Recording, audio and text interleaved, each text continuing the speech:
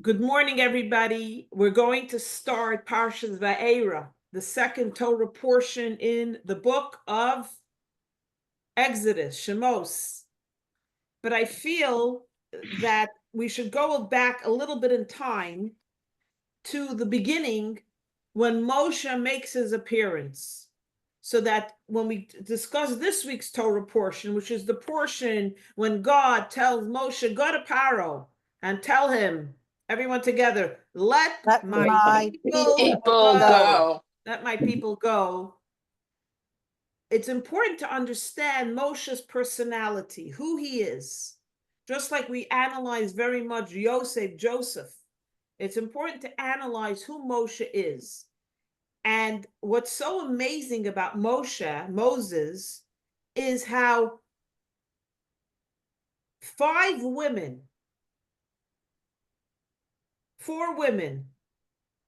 shape and mold his life. So we all know that Moshe is born into a world, a society of genocide, where Pharaoh, the king, a new Pharaoh of Egypt comes when Joseph passes away, and an era of persecution begins against the Jews. Now, Pharaoh was not a stupid man, a stupid king, and he didn't openly, I don't know if people realize this, he didn't openly put on the front page of the Egyptian Times, the king has declared every newborn son shall be drowned in the Nile River, shall be killed. He did it very smart. He was like a Hitler, may his name be erased.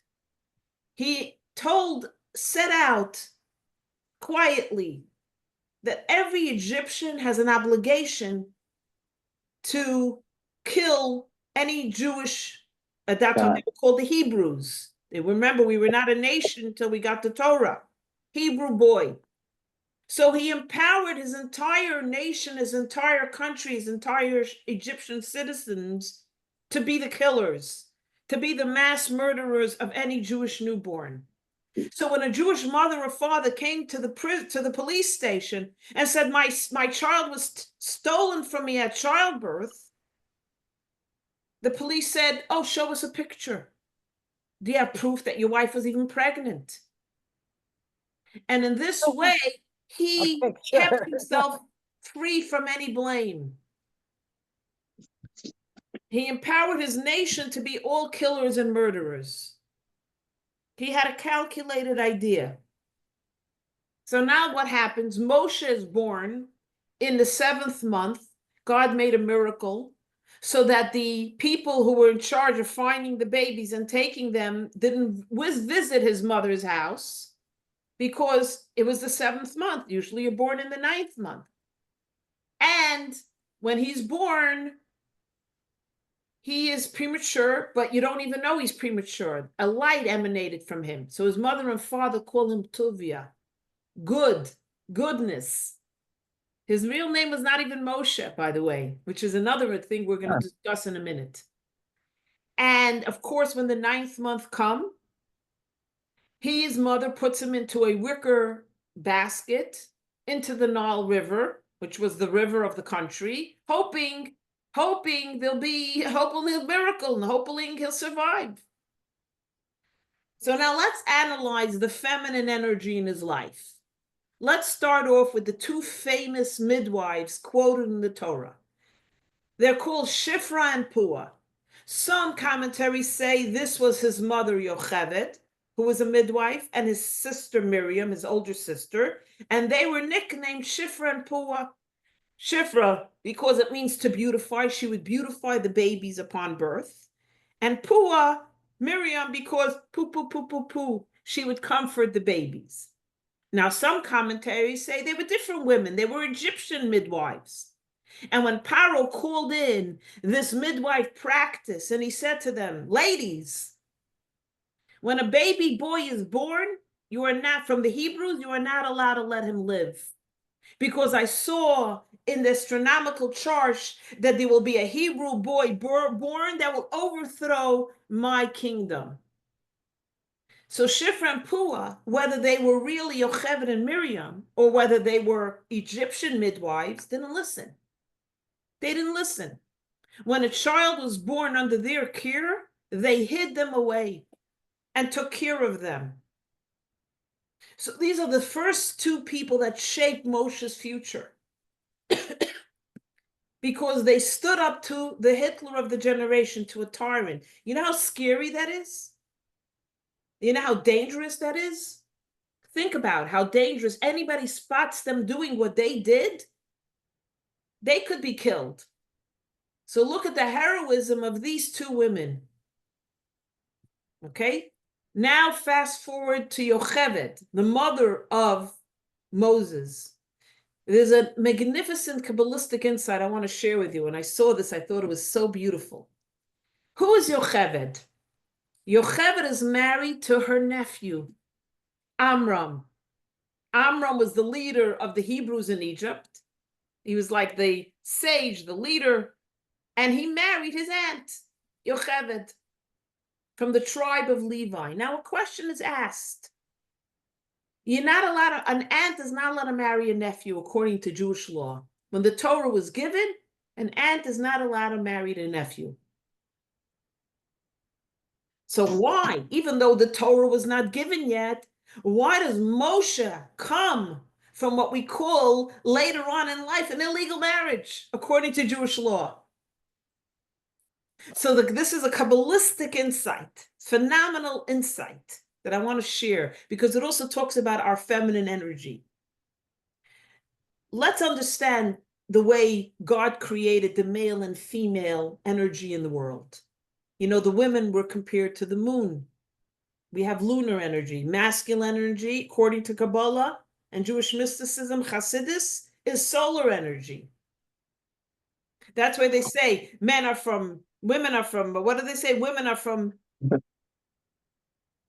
Men are from Mars and women are from Venus, I think. Yeah, there you go.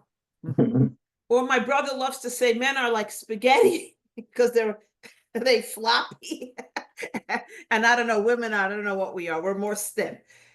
So why, let's understand, once we understand the feminine and masculine energy, we'll understand why, according to Torah, an aunt doesn't marry a nephew. According to Torah and Kabbalistic insights, there's a partnership between the man and the woman, the husband and the wife. The man is called the giver, the noisein, the mashpia, and the wife is called the mekabel, the receiver. How do you see it in practical life? A man gives his seed, his sperm, to his wife, and what does she give back as the receiver of that? Child. Life, a child. Right. Yeah. She doesn't come back with another seed. I'm like, honey, thanks for your seed. Here's a seed back. Let me return. She takes that minute thing and creates life. It's amazing. So here you see, though the masculine, what we call in Kabbalistic texts and Hasidic mysticism, in Jewish mysticism, Hasidus, that he is the giver and she is the receiver, she gives back so much more than she receives. Just like you see in scientific discussion, which has a greater light, the sun or the moon? Who knows? Well, maybe, I don't know. The moon reflects the sun's light. Very good. But who has a greater light at the end of the day? Based on what we just said, the moon. So though the moon reflects the light of the sun and absorbs the light of the sun, the moon really has a greater light. So there's a partnership. Without the sun, the moon has no light. But yet the moon has a greater light than the sun at the end of the day. So the same thing here. So there's a hierarchy in place. The receiver the giver has to give to the receiver. So if an aunt marries a nephew in a relationship, an aunt is on a more respectful hierarchy. She's, in a sense, an aunt is higher than a nephew, right? A parent is higher than a child. There is a confusion of the roles here if the aunt marries a nephew based on Kabbalah. Because how could she be the receiver if she's the aunt? She has to be the giver. She's older. That's the way of life. You see your aunt, you call Aunt Joanne. You don't say Joanne, you have respect. Uncle Michael. You don't say Michael usually. You call an uncle, Right. an aunt, Bubby, Yeah. Zadie. You have a Yeah. respect for an aunt and uncle, hopefully. So Mhm. go ahead, Margaret. I don't hear you. Unmute yourself so we Yeah, can hear. she wouldn't have to be older, because in some families, you have Yeah, that's true.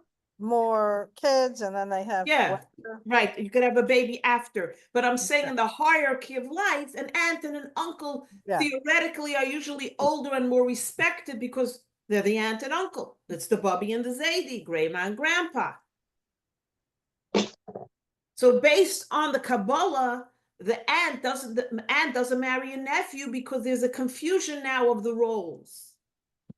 So then how come Moshe, even though it was before the giving of the Torah, is able to be born from an aunt and a nephew? His parents were an aunt and a nephew.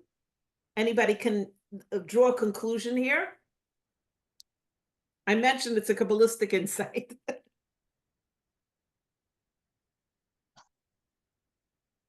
Because of who Moshe had to be. Who did Moshe have to be? He had to be a giver. But also a what? Whatever the other one was. I mean, A recipient, a receiver. yeah. Why? Go ahead, Diane, you want to add? Moshe, No, I'm remember, just listening. It's fascinating. Yeah. Moshe receives the words of God, right? He has to be a recipient of God's Torah to accept, to receive and internalize.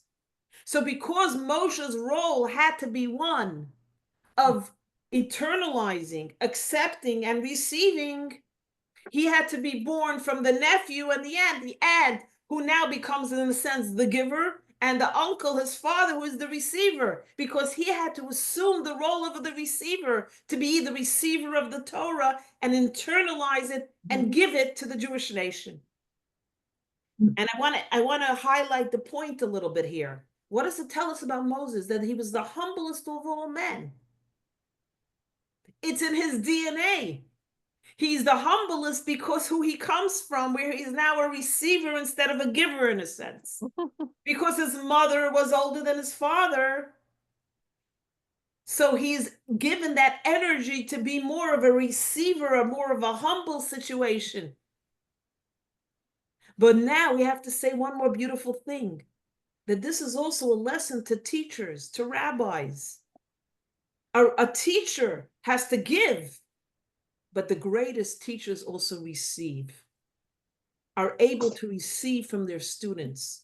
That's why it says that more than I have taught my students, Pirkei Avos says, my students have taught me. I've more than I received, my students received from me, says the Ethics of the Fathers, I have received from my students. This is the idea. For Moses to be the receiver of the Torah, the wisdom of God, he had to come from a different type of hierarchy, where he is now the receiver. Yes, he's a giver. All receivers are also givers. Our mothers nurturers and givers of love and everything. But yeah, sometimes you have to receive before you give. And that's Moshe. So this is how the Kabbalah analyzes how Moshe is molded to become who he is. It's not by coincidence that Moses has this in his life, this DNA, so that he is able to be the humblest of all, because he starts off as a receiver first, to be able to give that Torah, that wisdom of God to the Jewish nation. So this is the first insight we see in his relationship of who he is. Again, how it says in the merit of the Jewish women, were we redeemed from Egypt? How do we know? Because of, look at who starts off his life. First, it's the two midwives who refused to kill the babies, whether it's his mother and sister, whether it's Egyptian midwives. And it's his mother who molds his identity. And then his sister Miriam, when the mother and father put him in the basket, Who follows him along the path of the river to see what happens to him? His sister Miriam. And what happens? When Basya, she was called, Bisya, really, Paro's daughter was called Bisya, not Basya. Her name is Batya, and we know that it ended up that she's named Batya, but her name is really Bisya. Bisya, the daughter of Paro, happens to be taking a swim that morning when she spots and hears the cries of the baby in the basket. Miriam is watching behind the reeds as we see all the artistic pictures.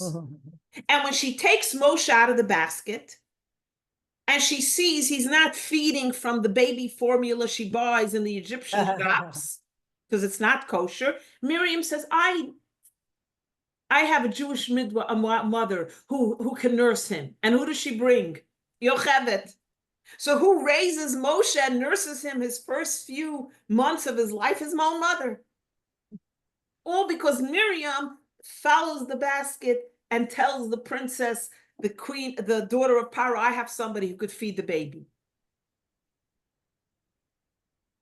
So all the women are the ones who are the foundation of Moshe's life. Now let's go to the next woman who's in the foundation of his life.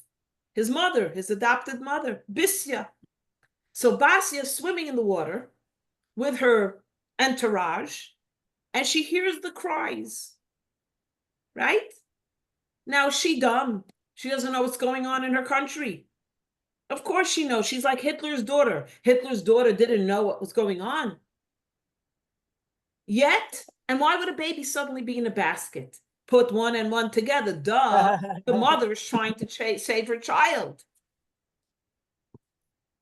So she's swimming in the water. Just put yourself in her situation. And she sees a baby in a basket. And she says to her, Amasa, let's just take the regular storyline without the explanation. Oh, go bring me that basket out of the water. I hear a baby. What would you say if you were her handmaid, her servant, her entourage? What would you say to her? Why do you want a baby? Or more so, why do you want a Jewish baby? Why do you want a Jew? It's dangerous. Your father finds out you rescued a Jewish baby boy, he'll kill you. What are you doing? And if you want to save the baby because you have a compassionate heart, give it away to somebody. Give it up to an Egyptian family for adoption. Why would you risk your life to bring a baby when your father, Paro, the Hitler of the generation, will kill you? Think about her. And that's why the Torah doesn't call her by her name. It calls her daughter of Paro. Why? To show us she's no regular princess, to not allow us to forget the sacrifice she makes by getting Moshe out of the water. She's the daughter of Paro. She's the daughter of Stalin. She's the daughter of Hitler, Yamach Shemai. Look who's taking the baby out of the water, says the Torah. And she brings him into her house. And it says Paro takes a liking to him. Whether Paro knows or not the story, we assume he knows the story. But for some reason, he lets it slide. And now I want to share one more little tidbit about Batya. Why is she called Batya, the daughter of God? Because God says, you saved my son, my child. You are now becoming my daughter. I'm accepting you. Basya, daughter of God. And we know the very interesting story, the silly putty story from the Medrash, that when it says, the commentary said she sent Amasa, her servant, maidservant, to get the basket. But why doesn't it use the word shivcha, which is a much better word? So the comment Medrash says, because Amasa means her hand, measurement, that her hand, when she stretched out to reach the basket, it was far beyond her reach. It's like, think if you're in the Long Island Sound and you see in the distance a basket. Would you stick out your hand? You would either call 911, call the lifeguard, say, I see a basket. Could you go in your boat and get the basket? How would you even get the basket? It's a mile away at least. Okay, maybe she was a good swimmer. Maybe her maidservants were good swimmers. But why stick out your hand? So the Medrash says, because it says Amasa, she stuck out her hand, And God made a miracle where suddenly her hand became like silly putty, and she was able to grab that basket in. Now, let me ask you, if that happened to you, would you call 911, get me out of here? Something happened to my hand. Aliens are abducting me. My hand is turned into silly putty. Help, help, emergency, emergency. Take me to Yale Hospital. Something is happening to me here, right? Think about what's going on here. Yet she pulls the basket in and she saves Moshe. And of course, this is what we discussed last year at great length, that when you stretch out your hand, even though you know it's an impossible feat, you know you could never save that person, you know you really can't help, but you try, God comes and creates a miraculous arm and doubles your efforts and helps you accomplish your goal. So sometimes you think, Mike, this helping someone is unattainable. Do I have $1 million to get you out of that jam? Do I have the wherewithal to help you? And most of us don't attempt, because why? Why would I? Why disappoint? Why let you down? I can't do it on my own. But sometimes you just got to jump off and take a leap of faith, stretch out your hand, and God will do the rest. That's what it is. This is what it's telling us here. It's not some kind of science fiction concept. It's not. And now I want to say one more thing. I think it's a good time to explain this, is that many times people say, oh, it's the Medrash, Baba Maisa, embellished. It sounds good, but what is the Medrash? When I say the Medrash said, first of all, the Medrash is written by great prophets and sages, and it's not written by a contemporary novelist, a bestseller, Stephen King, who has a fantastic imagination. And also you have to question, isn't the story appealing enough? If I just told you the story without the stretching of the arm, the basket was in the river, she got him out, she raised him as a son, you say, wow, what a great fairy tale this is. This is the next Grimm's fairy tale story for the children. It's such a beautiful, heartwarming story. Do you really need the science fiction aspect of the stretch? You right? Do you need it?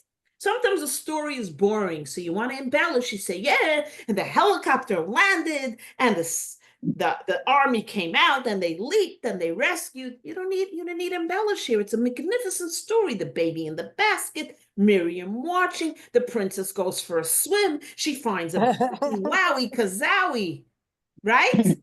If you told your grandchild the story, Diane, wouldn't it be just a beautiful story to tell? Do you need to say about how the hand became silly putty? So what do you need the Medrash? Because the Medrash is like the harmony of the music. The music is beautiful. You could play Bach, Beethoven, Mozart. You could have the chorale singing the most hallelujah. But what's Medrash? Why do the commentaries dig in deeper? Because it gives you the harmony. And once you hear the harmony, you can't go back to just the plain music with one note. Even though it's beautiful, the harmony, once you soar on that harmonic tone, can you go back to the simple explanation, even though it's beautiful? So Darash, Medrash, when the commentaries come with the Medrash, and they tell you this, it's not simply, oh, I'm going to outdo the story. I'm going to make it sound even better and better. You know, you think your recipe is good, wait till you taste my recipe. It's more that now we have the harmony, the depth, the analysis that when you stretch out your hand, God will continue and make you go even further with that outstretched hand because you made an effort.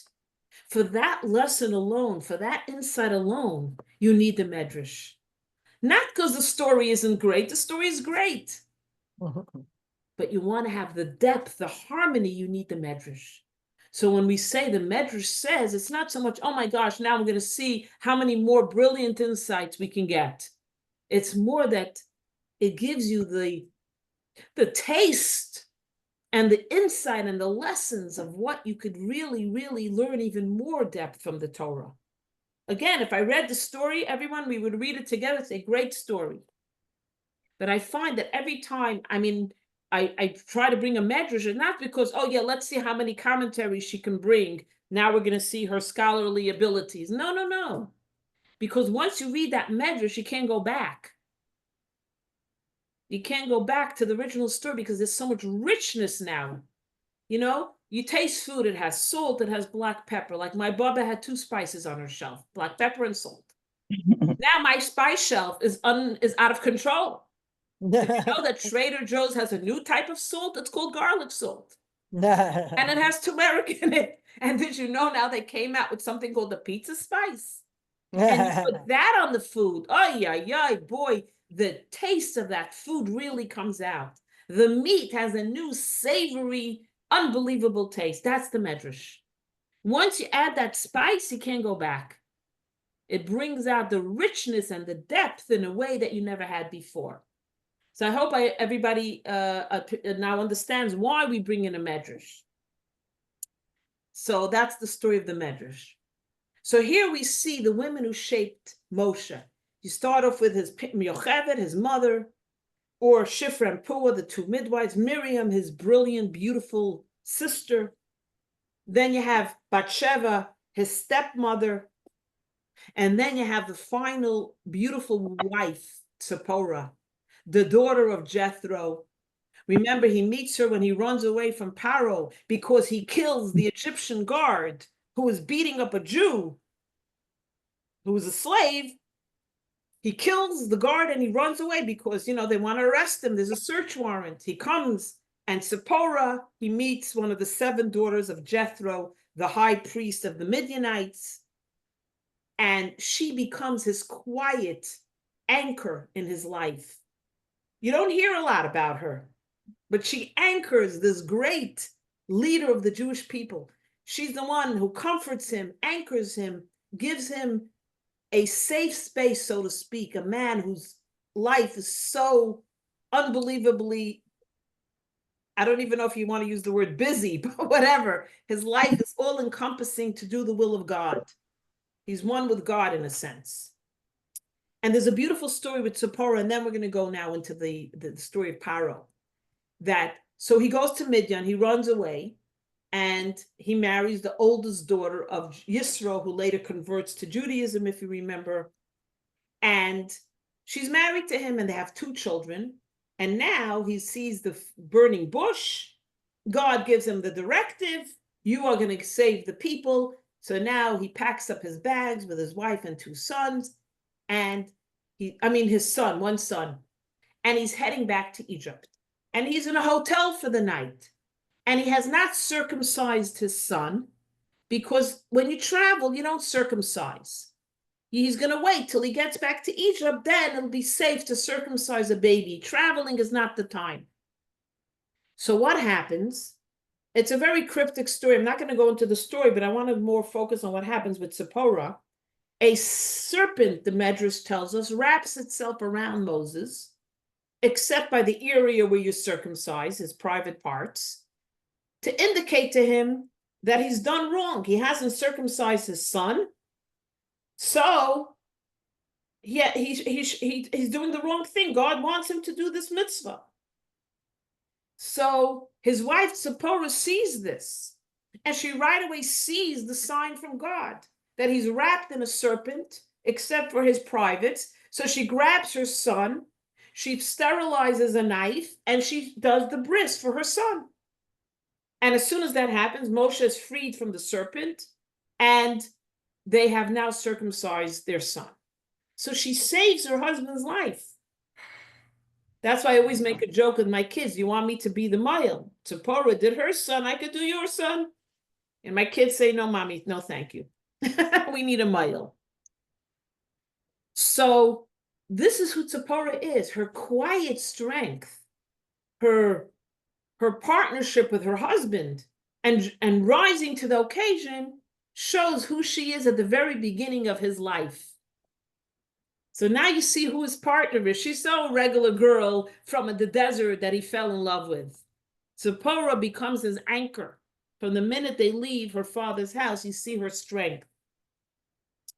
So now you see who molds him. Yocheved, his mother, Miriam, his sister, Shifra and Puah, the two midwives, Batya, his stepmother, and number 7, his wife, Zipporah.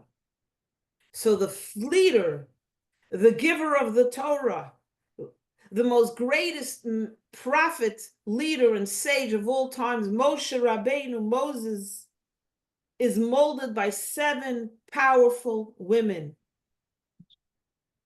And that's why B'schus Mashim Tzidkanius, one of the reasons we were redeemed from Egypt, the women who rose to the occasion, and there's many other stories which I've shared and I will share, of that's why it says that the merit of the Jewish women were we redeemed from Egypt. So anyone who comes and says, I've been asked this so many times, you know, it seems like the men are much more prominent in the Bible. The men are the leaders in the Torah. The men are the conquerors in the Torah. And I'm like, which Torah are you reading? Because when I pick up the 5 books of Moses, I only see women in every story. I mean, Adam and Chava, Adam and Eve, who changed the trajectory of the world by giving her husband the fruit from the tree of knowledge and listening to the snake, Chava, for good or for bad. Fast forward, you have the story of Sarah, who sends away Ishmael, tells her husband Avram, this guy can't stay in our house. It's jeopardizing the future of the Jewish nation. Sarah steps up to the plate. Then you have Rivka, who tells her son Jacob, darling, you got to go get the blessing from your dad. Esau can't handle this blessing. This is not for him. There you go, Rivka, another powerful woman. And then you have Rachel and her story, how she's buried outside of Israel, at the edge of Israel, to save her people. And then you fast forward, you have the story of Tamar, who has twins with Yehuda, the brother of Joseph, and he calls her illegitimate, and then she gives birth to the twins, and from them we have King David. So every story is the story of the Jewish woman in the Torah. So if anybody's worried whether we have a prominent place, there's so many more stories to share. The story of Ruth and Boaz, the Moabite princess who converts. King David comes from her. We're lacking women in the Bible. Every decision is made by the women. You know, this couple comes to the rabbi for counseling. The rabbi says to the husband, tell me the problem. He says, the problem is when I dated my wife and I proposed, we made an agreement. I would make all the big decisions. She would make all the small decisions. So the rabbi said, so what happened? He says, she doesn't let me make any of the big decisions. She makes all the decisions. So it's not working for me. So he says to the wife, so tell me your story. She said, I disagree totally. He does make all the big decisions. He makes the decisions about global warming. He makes the decision about who's the next president of the United States. He makes the decision about how the stock market is going. Why I'm at fault that I decide where to spend the money, how to raise the kids, where to send them to school, what house we're going to buy. I make all the small decisions. Why is he complaining? Why is he kvetching? He is in charge of the big decisions. So this is who molds Moshe. And then we see Moshe emerge as one of the greatest, if not the greatest leader of the Jewish people. It's unbelievable who Moshe is. And as we meet him as a grown prince of Egypt, dressed in Egyptian clothes, driving a beautiful 14-karat gold Rolls-Royce chariot, we see him in action. We see his personality. Now, he could have said to himself, listen, I know I'm a Hebrew. I know who my parents really are. Let me wait a couple of years. My grandfather, Paro, is getting old. He already has dementia and arthritis. and I'll be the inheritor. If not the king, I'll be the second in command from his son, but I'll be in a leadership position to help my people. But what does he do? You see him in action. He right away kills that Egyptian guard who's beating up a Hebrew slave. The first time we meet him, he's fighting. He could have said, listen, let me protect my position. It's only one Jew. Should I think here's 1,000,000 Jews, there's 600,000 Jews, there's one Jew. Now's not the time to take a stand. There'll be a time to take a stand. He kills the Egyptian, buries him in it says there's a miracle, the sand buries him, he buries him in the sand. That's the first time we meet Moshe. Then the next day, we meet him again. He sees two Jews arguing and fighting, and one says to them, I'm going to get you, I'm going to kill you. He says, how could you say that to your brother, your Jewish brother? Sometime you see him, he's defending the Jew. First, he's fighting for the Jew. Now he's defending the Jew. And they're the ones who tattle and say to Paro's guards, you know who killed your guard? It's your son. So he has to run away, all because the Jews tattle on him. When he stands up for one guy who's fighting with another Jewish guy, they tattle on him. They don't appreciate him intervening. And then the next time we see him in action as the adult is he comes to Midian, right? He runs away. And there is the shepherds are pushing away Jethro's daughters from feeding their sheep. Why? Because when Jethro reneged on idolatry, they ostracized him. He was the high priest. Now suddenly he gives up idolatry because he sees what's going on with the Jews. They didn't let the daughters take water from the well. Every time the daughters came with his flock, because he didn't have sons, they pushed him away. Comes Moshe, sees the injustice. He doesn't know who they are.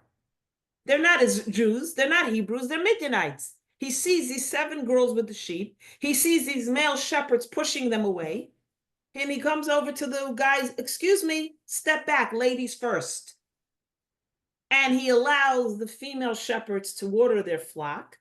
And they go back to their father. He says, why are you home early? He knows that every day they're forced to wait till it's dark when all the male shepherds leave. He knows his daughters are being bullied. And they say, oh, today there was a savior. We had a knight in shining armor. He says, so why didn't you bring him home for dinner? Why didn't you bring him home for a little nash? So they go and they bring him and he ends up marrying the daughter, Tzipporah. So we see him fighting, defending, and now he's standing up for what's right. So when we're introduced to Moshe, we see a guy, wow. Forget about that he's going to become the Moshe that saves the Jews, the Moshe that gives the Torah at Sinai, the Moshe that breaks the luchos, the tablets. We see Moshe as a fighter, a defender, and one who stands up. Now, like, that's how you envision as Moshe. You know, could you just envision this? Who Moshe really is? And a humble person, the humblest of all. Now you know who Moshe is. Now, as the story unfolds, we're going to be able to appreciate more why he's the one that takes the Jews out of Egypt. So is everybody with me on the same page? Yeah, you have now a little picture of Moshe. Don't you want him now for your daughter? Isn't that the type of guy you want your daughter to marry? Anyway. So yeah, beautiful. And last time we were introduced to Joseph, the famous Joseph, like, oh, what a guy. Anyway, so with all respect, of course. So does anybody want to add anything or have any questions or contradictions? Anyone has a medrash they want to share? Go ahead. Did Moses, when he was adopted, did his stepmother, whatever, have ever marry or have other children? do we know anything about that? I don't. That's a very good question. I'd love to research it. I'm sure there's more history about this famous Bisya, as she was called. Her real name was Bisya. But again, a very fascinating woman. There is one interesting medrash that I didn't share. I'll share it quickly. that they say, why was she happen to be by the water? I mean, it's not unusual. Everybody bathed in the river then. It says that when she saw the Hebrews and she saw what they represented, she decided she wants to be one of them. So she was actually immersing in the river to be convert to Judaism. Now, yeah, even though it was before the giving of the Torah, an official conversion was not put into place, but the immersion was kind of a reflection of where was she was at mentally. She saw the viciousness of the Egyptian lifestyle. She didn't want any part of it, which is not unusual. I mean, it is unusual, but I'm saying she saw what they represented and she wanted no part of what they represented. Was Moses circumcised? Yes, yes. So they knew then. That was proof that. I was looking up a little bit more, and I actually remember, first of all, his mother raised him. Because remember, the nursemaids raised the women who nursed their children, raised the children, even if it wasn't, all the royalty brought in nursemaids. Batya wasn't able to nurse. She wasn't pregnant. She didn't just have a baby. They would anyway bring in a nursemaid to nurse their babies. So it was not unusual. The fact that women nursed a few babies wasn't unusual at those days. But the fact that he had a Jewish nursemaid who raised him and told him, by the way, what name is he called? Is he called by the Jewish name or by the name his stepmother gives him, his stepmother's name? Which also comes to show you, why didn't God call him Tuvia? Tuvia, Moses. His stepmother called him Moshe because I took you out of the water.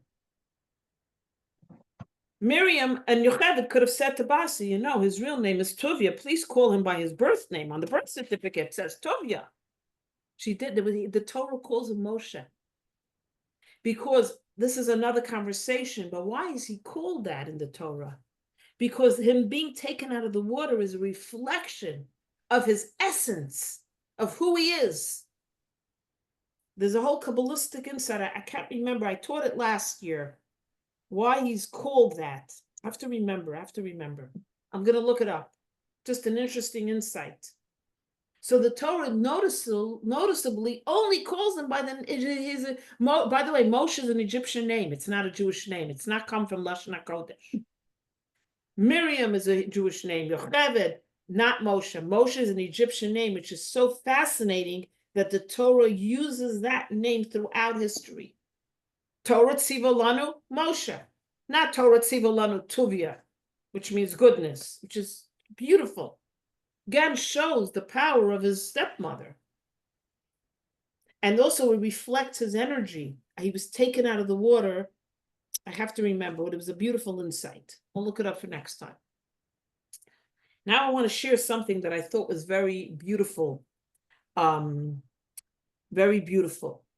So I'm going to fast forward a little bit, if you don't mind, because I want to develop this point. And then if we have time, there's other things I wanted to share about the 3 signs that God gives him.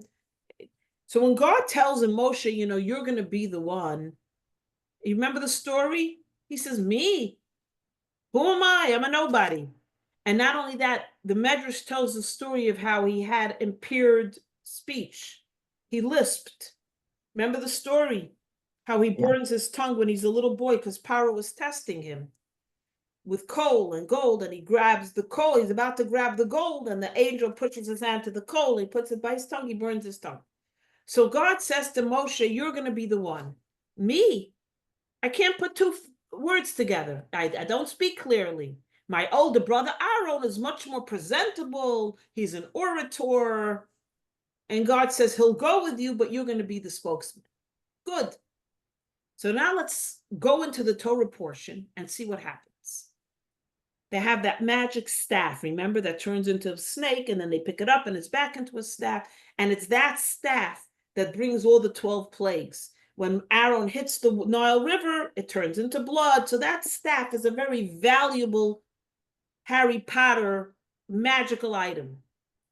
So they come to Paro and they say the famous words, let my people. Who sent you? Who are you? I don't know your God, he says to Moshe and Aaron. Who is this God? I know my gods. The Nile River is a god. My flock are gods. You know, they had multiple gods. Everybody was a god in those days. They had the god of nature and the god of rain and the god of water and the god of moon and sun, the god of healing and the god of death. They had gods for everything. He says, I don't know your God. And when he throws a stick, then turns into a snake. His magicians also have a trick up their sleeve. They're also throwing down sticks and turning into snakes. So he basically tells them where to go. Now, when they come to Egypt the first time, they come before the Hebrews, and they tell the Hebrews the following. The Hebrews means the Jewish people. Let's read it to you quickly. I always like to read inside to give a little perspective. And Aaron, they're coming now back to Egypt. Aaron comes to greet his brother. He hears his brother is coming back to Egypt with a mission. He greets him. And now Aaron and Moses are in Egypt before the people. And the people believed when they heard that God remembered the children of Israel. He had seen their affliction. So what did they do? And Moshe and Aaron said, we're here to deliver you from slavery, from 210 years of persecution, genocide, murder, crematoriums, concentration camps. They bowed their heads and they prostrated. They bowed down to Moshe and Aaron. They were so thankful. Finally, what my mother and father and Baba and Zayda and great-grandfather and great-grandmother kept telling me, don't worry, Mashiach is coming. The redemption is coming. We're going to rebuild the third Beis HaMikdash. We finally can believe it. We didn't know if it's true, but now we can finally believe it. This is what they tell Moshe and Aaron. Similarly, now when I say to you that the Lubavitcher Rebbe said Mashiach is coming, the redemption is coming. We're going to rebuild the third temple in Israel. What are you and all of I thinking? All right, we'll see it when we believe it. 210 years in slavery. When Moses and Aaron said, we're taking you out, what did they say? Thank God. Thank God. And they bow down. Now they come to Paro. Let my people go. God said, let my people go. So what does Paro say? Hello, tell me another story. Get out of here. Go tell your God nothing's cooking in the pot.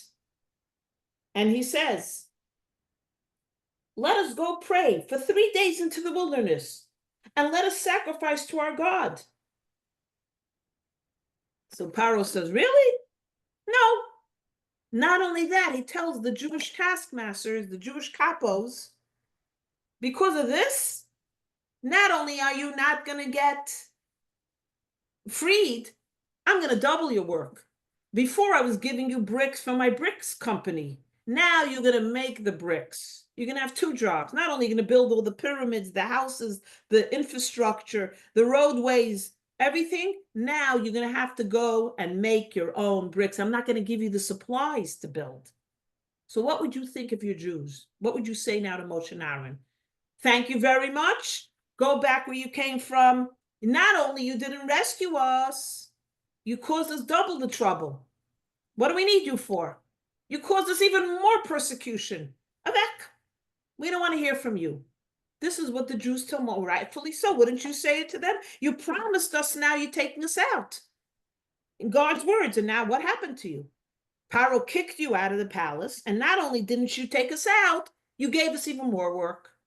So the Jews are disheartened, they're miserable, and Moshe and Aaron are devastated because they caused their people more harm. So now there's a cryptic conversation between God and Moses that I want to talk about for a few minutes. Yeah, we have 5 minutes. Okay, hopefully we can accomplish this. So you understand what happens, okay? This is the opening of Va'era. Now let me fast forward.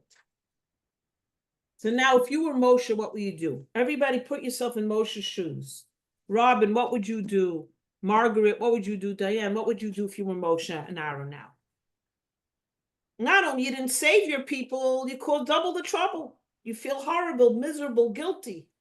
What do you do now? Well, you have to prove that you can do something for them. Okay. But you wouldn't feel disheartened? Yeah, of course. No, I'm just Yeah. asking. Sorry, I didn't mean to challenge you. What about you, Diane? If you were Moses or Aaron, what would your mind process be?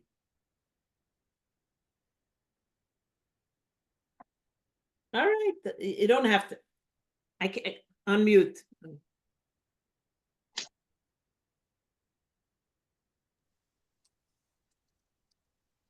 I guess you're right. Make some kind of reparation or explanation as something. I don't know.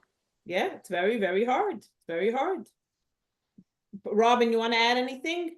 I would say that he was probably very frustrated, but he was waiting. He believed he had complete faith in God, so he was waiting for God to tell him what to do next. Yeah, very good. Very good. Okay, so now let's see with the conversation, which is, like I say, a very cryptic conversation. You almost don't get it, but there's something very, very revealing in this conversation. And the reason I chose this, I want to just tell you quickly, is because it so ties in to the fact that we're working on the book of the gate of trust, trust and faith in God, belief in God and trust in God. This very much aligns in us understanding that in a modern perspective. So this is what happens. So Moshe comes back. Remember, Moshe and God were conversing like you and I are conversing. There was a relationship here that was a revealed relationship. Moshe and God had conversations. So Moshe comes to God and complains, right? And Moshe returned unto the Lord, and he said, what did you do? Whereas hast thou dealt ill with these people? Why did you send me? I came to Paro to speak in the name, and he has dealt ill with his people. Neither has he delivered them. So why'd you send me? He says to God, he complains. Just tells you chutzpah, right? This is very important to understand who Moshe is. I don't know if I would have the courage to go to God and complain. So listen what God says to him. Vayomer Hashem al Moshe. God says to Moshe, now shall you see what I'll do to Paro, and he shall let them go, and by a strong hand shall he drive them out of his land. So God answers Moshe, says, now you're going to see what I'm going to do to Paro. That's the answer. Okay. Now the conversation continues, and this is the conversation I don't understand. What is God telling Moshe? Listen what God says to Moshe now. Okay, so that's a good answer, right? We all like that answer. God says, don't worry, I have a plan. He didn't send them out, but don't worry. It hasn't, the end is near for Paro. And also we have to discuss the words the Torah uses. Vayidaber Elokim el Moshe. Now the passage continues, and we wonder what's going on here. It's very unclear. And God speaks to Moshe. Vayomer elav. And he says to Moshe, Ani Hashem, I am God. Ve'era, and I appeared, El Avraham, to Abraham, El Yitzchak, to Isaac, El Yaakov, to Jacob. Bekel Shaddai, as God Almighty. And my name known to them. And I established a covenant with them that I'm going to give them the land of Canaan, the land of Israel.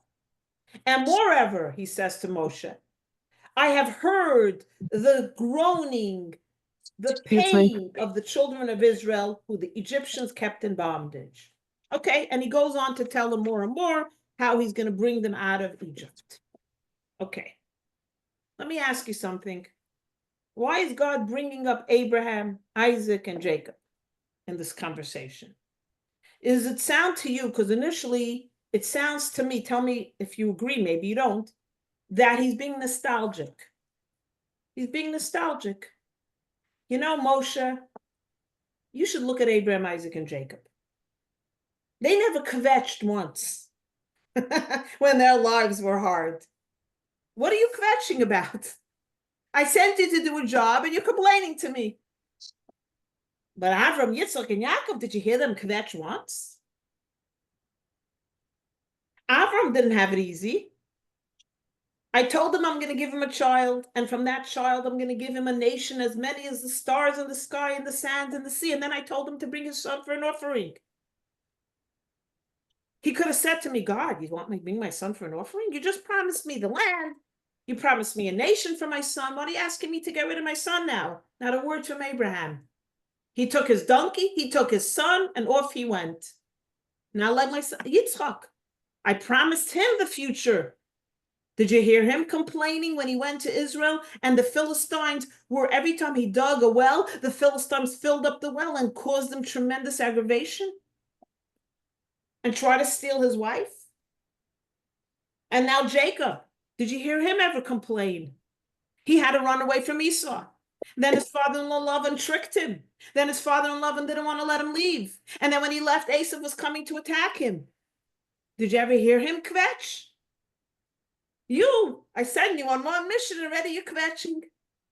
So it sounds like God is telling Moshe, why can't you be like the patriarchs? It sounds like God is being like nostalgic. If only I had those 3 guys, we'd be in a better place. Moshe's kvetching, right away he's complaining. So what do you think before we bring it all together? And I'm going to do a little abridge because I don't want to keep people past the time. So this something I think, I love it. I think it's spectacular. Tell me if you agree. So from here, we draw on, based on mysticism, a very under conversation that you don't think about. When I read this as a kid, you say, yeah, God is remembering that he's telling Moses, I promised that the land would go to the generations. So don't worry. I made a promise. I'm going to take you out of Egypt. Don't worry about it. That's what it sounds like superficially. Or it could sound like what I said. God is comparing Moses to the patriarchs, saying, why can't you be more like them? Right? We would be happy with that. Maybe God is telling that to Moshe. But there's a whole underlying conversation going on. And how do we know? Based on how God is talking, the words being used. God starts off, Vayidaber Elokim el Moshe. Now the commentaries say, when is the word speak? Vayidaber means to speak. Elokim is one of God's names. Vayidaber, to speak, is used when God is speaking harshly to somebody, when God is using toughness. Elokim is God's name when we discuss God as the God of judgment, the God of severity. So God starts off the conversation with a little bit tough speaking. Vayidaber Elokim el Moshe. God is speaking to Moshe with a little bit of a harsh attitude, a judging attitude.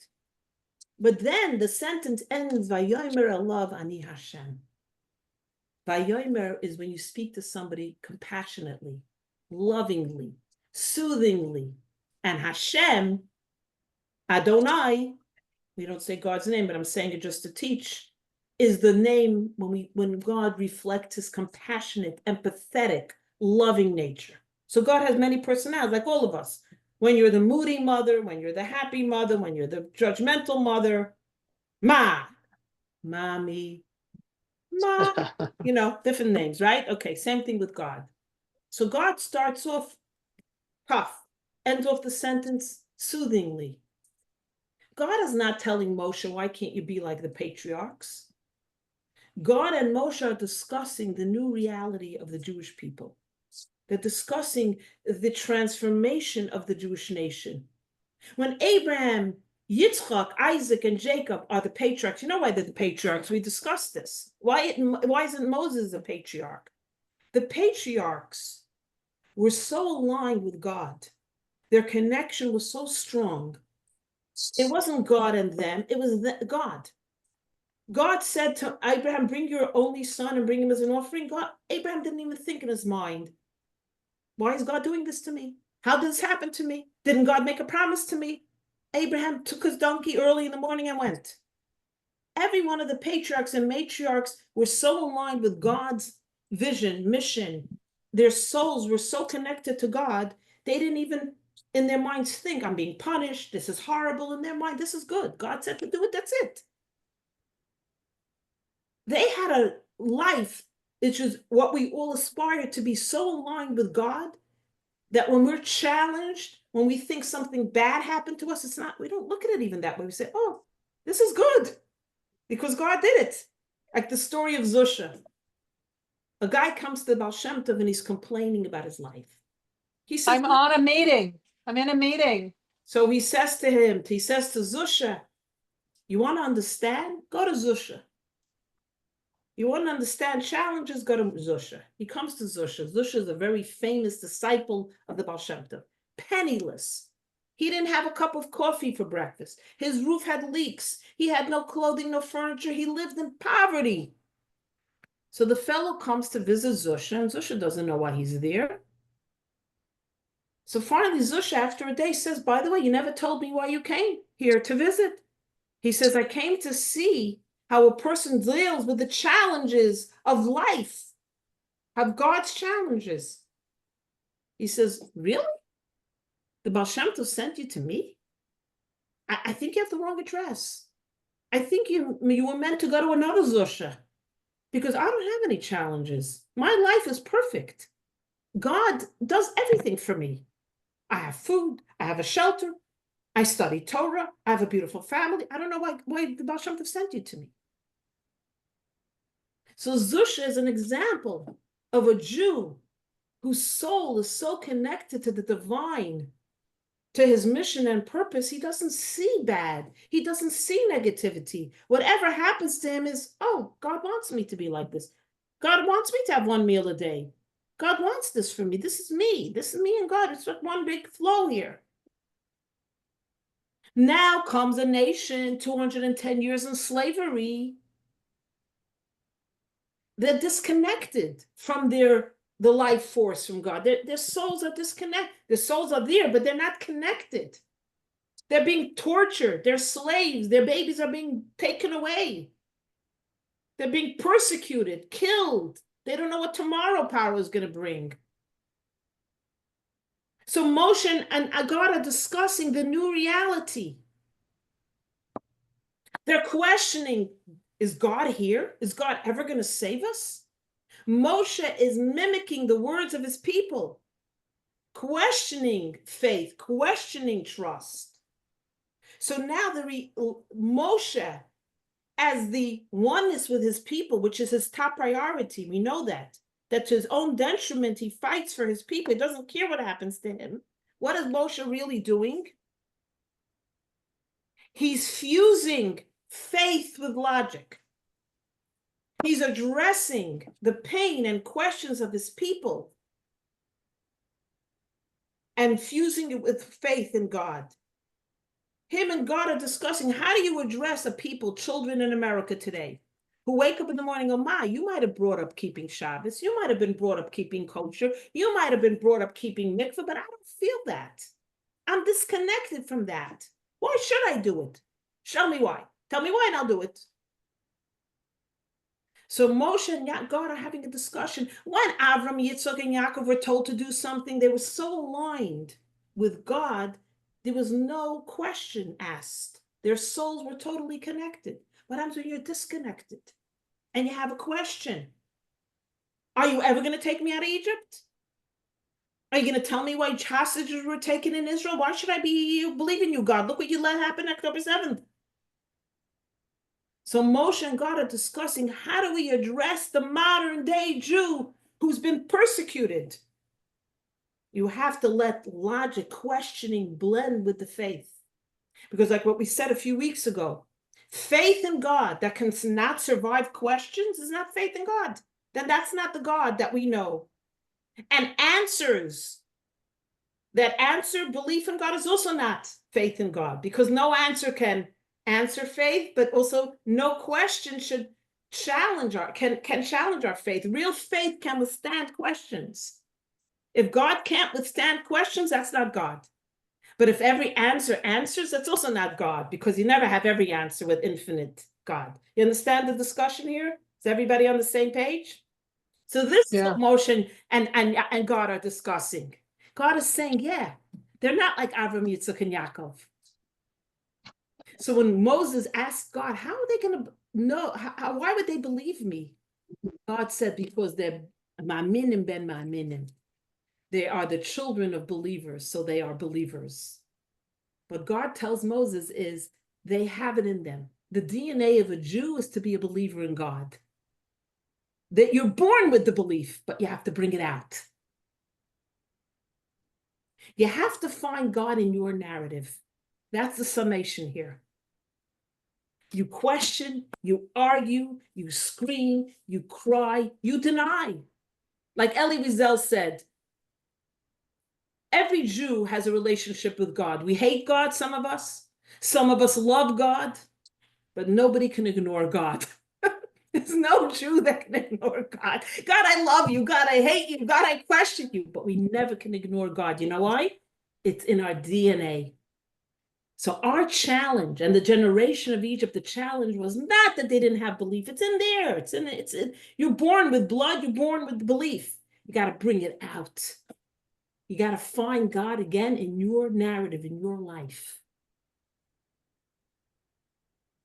So he starts off saying, yeah, with Abraham, Jacob, and Isaac, it was judgmental. Boom. What I said they did. Here it's more, you need the compassion. Ani Hashem. I'm talking to you lovingly. Faith has to come from love and belief. And you build on it. You build it. You have to build it. And you have to uncover it. But it's there. It's called holistic faith, I would call it. Your relationship with God has to be the new age term, holistic. Holistic is you question, you scream, you even deny at times, but at the end of the day, you know it's in there. You just have to reveal it. You have to pull it out of yourselves. Work, weeks and weeks of work. Faith, belief, trust is work. So God and Moshe now are saying this is the new wave that we have to bring out in the Jewish people. Their faith. They're in so much pain. We have to keep working on it. That's what the conversation is. Discussing how the Jewish nation has evolved now. It's not Avram, Yitzchak, and Yaakov. It can't be. Because none of us are so aligned with God's soul and our soul that we're able to just flow through life. You know, like they say, some people, they just float through life. They just have that special. Most of us don't. Now that's what we have to do. You have to find faith in your life, in your narrative, with your challenges, with your pain, with your persona. And then you're going to leave Egypt. And that's what happens. You see how the whole thing evolves. And it's a whole evolution. They never, remember, they come to Sinai and they have the golden calf. And there's always a story. There's always a story. But this is the conversation between Moshe and God. How are we going to deal with the people now? Our generation in 2025? How are we going to deal with ourselves, our children, our grandchildren? That's the question. So we're going to conclude with this. And now we have to keep saying, let my people go. Yeah. Let my people go. My people So go. we're going to end off with wishing everyone a good Shabbos. It's